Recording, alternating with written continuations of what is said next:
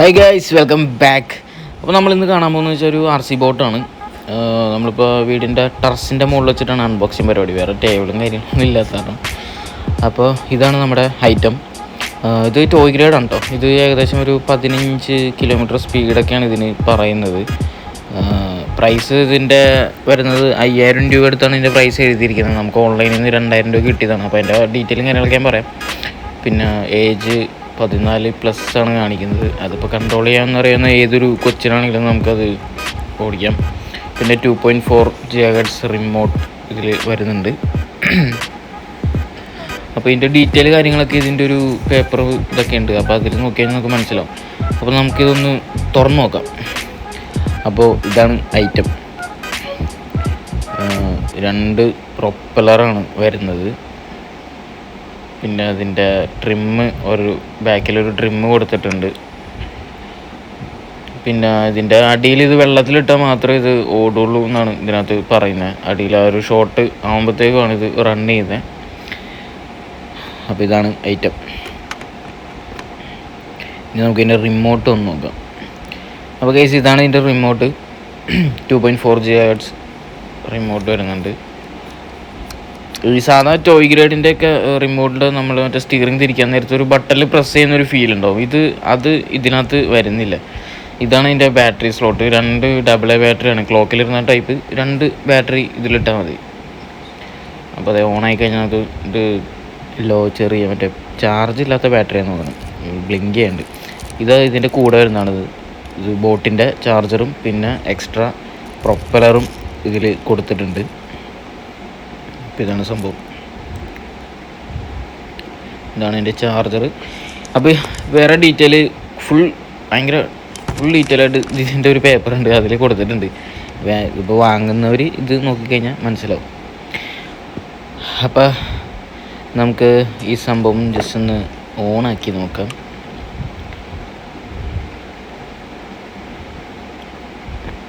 ഇതിവിടെയാണ് charging connector. ഇതാണ് എൻ്റെ charging connector. നമ്മളവിടെ കണക്ട് ചെയ്തിട്ട് ഇത് അതിൻ്റെ ഏതെങ്കിലും പ്ലഗ് ഒരു അഡാപ്റ്ററിൽ കൊടുത്താൽ മതി. ഗൈസ്, നമുക്കിതൊന്ന് വെള്ളത്തിലിട്ട് നോക്കാം.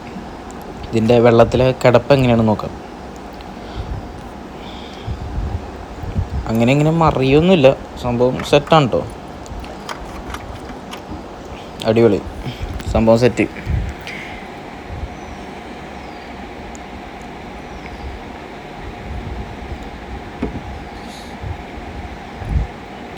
ഗൈസ്, അപ്പോൾ നമുക്കിതൊന്ന് ചാർജ് ചെയ്യാം. നമുക്ക് കുറച്ച് നേരം ഒന്ന് ചാർജ് ചെയ്ത് ഇടാം.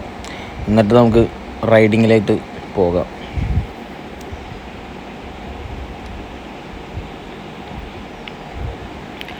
ഓക്കെ ഗൈസ്, അപ്പോൾ നമ്മൾ ഇവിടെ കടമക്കുടിയിൽ വന്നിരിക്കുകയാണ് RC ബോട്ട് ഓടിക്കാനായിട്ട്. നൈസ് സൺസെറ്റ് സംഭവങ്ങളൊക്കെ ഉണ്ട് ഇവിടെ. വെള്ളമൊക്കെ കുറവാണ്, നേരത്തെ അത്ര വെള്ളമൊന്നുമില്ല, വെള്ളമൊക്കെ കുറവാണ്. അപ്പോൾ ഗൈസ്, നമുക്ക് ബോട്ട് ഒന്ന് ടെസ്റ്റ് അടിച്ച് നോക്കാം. ഇവിടെ ഞാനും എൻ്റെ ഫ്രണ്ടുമായിട്ടാണ് വന്നത്.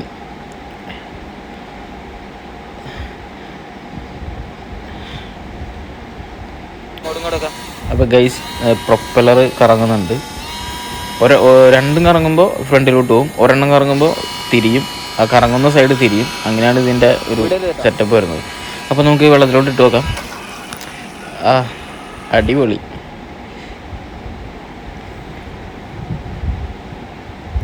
നമുക്കിനൊന്ന് റൈഡ് അടിച്ച് നോക്കാം.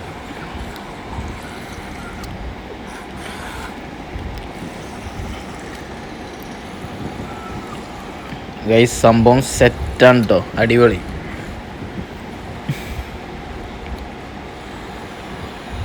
ഇത് ഏകദേശം ഇതിൻ്റെ മാക്സിമം സ്പീഡാണിത്. ഇത് ഒരു ടോയ് ഗ്രേഡ് RC ആയത് കാരണം ഇതിൻ്റെ സ്പീഡ് പവറൊക്കെ ഇത്രയൊക്കെ ഉണ്ടാവുള്ളൂ. ഇതൊരു 15 കിലോമീറ്റർ സ്പീഡ് പറയുന്നത്. പിന്നെ തിരിക്കാൻ നേരത്ത്, ടേൺ ചെയ്യാൻ നേരത്ത് ഒറ്റ പ്രൊപ്പലർ കറങ്ങുന്ന കാരണം ഇതിന് പവർ ഇത്തിരി ഡ്രോപ്പ് വരും, കുറച്ച് സ്പീഡ് കുറയും.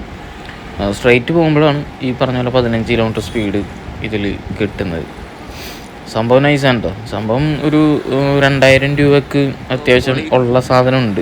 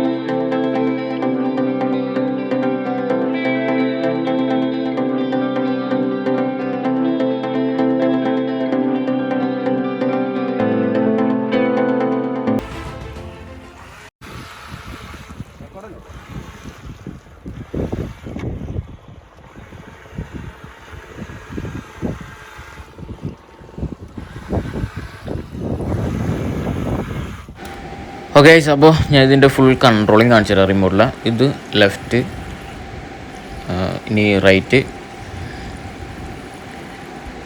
ഇനിയിപ്പോൾ ഇതാണ് ആക്സിലേഷൻ. അപ്പോൾ ഇതാണ് ഇതിൻ്റെ കൺട്രോളിങ് സെറ്റപ്പ് വരുന്നത്. ഇത് റിമോട്ടിൽ ലോ ബാറ്ററി ആകുമ്പോഴത്തേക്കും ഇപ്പോൾ നേരത്തെ കണ്ടുപോലത്തെ ബ്ലിങ്കിങ് ലൈറ്റ് കത്തും. ഫുൾ നല്ല ചാർജുള്ള ബാറ്ററി ആണെങ്കിൽ മാത്രമാണ് ലൈറ്റ് കത്തി നിൽക്കുള്ളൂ. അപ്പോൾ നമുക്ക് ലോ ബാറ്ററി ആണെന്ന് അറിയാൻ പറ്റും. ലോ ബാറ്ററി ആണെങ്കിൽ കാണിച്ചു കഴിഞ്ഞാൽ നമ്മൾ ഒരുപാട് ലോങ് വിടാൻ നിൽക്കരുത്. കാരണം ഇത് വെള്ളത്തിലുള്ള സംഭവം കാരണം നമുക്ക് നടന്നു എടുക്കാനൊന്നും പറ്റില്ല. അപ്പോൾ ഞാൻ അത് കാരണം ഒരുപാട് ഡിസ്റ്റൻസിലോട്ട് വിടുന്നില്ല. ലോ ബാറ്ററിയാണ്.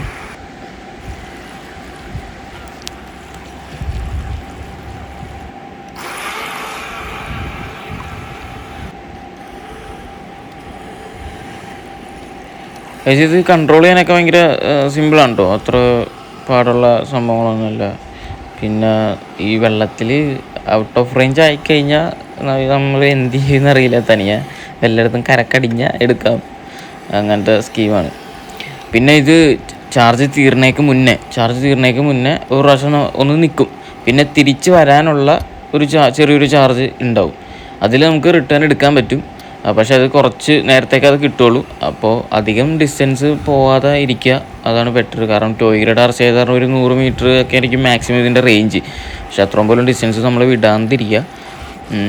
ഇപ്പോൾ ദൂരമുള്ള വല്ല പുഴയിലോ അവിടെയൊക്കെ സ്ഥലത്താണെന്നുണ്ടെങ്കിൽ സാധനം മിസ്സാവാൻ ചാൻസ് ഉണ്ട്. അപ്പോൾ നമ്മുടെ RC ബോട്ട് ഹെവി ഐറ്റമാണ്. ഇതിൻ്റെ വാങ്ങാനുള്ള ലിങ്ക് കാര്യങ്ങളെല്ലാം ഞാൻ എൻ്റെ ഡിസ്ക്രിപ്ഷനിൽ കൊടുക്കാം. ഇത് ആമസോണിൽ നിന്നാണ് ബൈ ചെയ്തത്.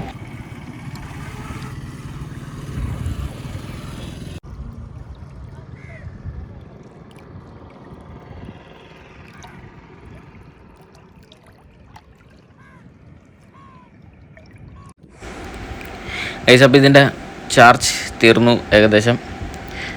കുറേ നേരം അത്യാവശ്യം ഒരുപാട് ടൈം ബാക്കപ്പ് കിട്ടി നമുക്ക്. ഒരുപാട് ടൈം നമ്മൾ ഓടിച്ച് അത്യാവശ്യം ബാക്കപ്പ് ഉണ്ട് സംഭവത്തിന്. ഗൈസ് ഈ സണ്ണൊക്കെ അങ്ങോട്ട് കത്തി നിൽക്കാം കേട്ടോ. അപ്പോൾ ഗൈസ് ഇത് വാങ്ങാനുള്ള ലിങ്ക് ഞാൻ എൻ്റെ ഡിസ്ക്രിപ്ഷനിൽ ഞാൻ കൊടുത്തേക്കാം.